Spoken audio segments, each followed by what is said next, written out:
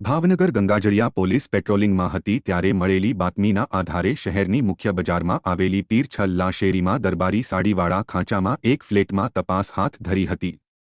ફ્લેટમાં દાદર પાસેથી પોલીસને ઇંગ્લિશ દારૂનો જથ્થો મળી આવ્યો હતો। ગંગાજળિયા પોલીસને મળેલી બાતમીના આધારે હરેશ બળવંતભાઈ ભટ્ટી નામના શખ્સે કુંજ ફ્લેટમાં ત્રીજા માળે દાદર પાસે ઇંગ્લિશ દારૂની 9 જેટલી બોટલો રાખી હોય તેને પગલે તપાસ કરતા દારૂની બોટલો મળી આવી હતી।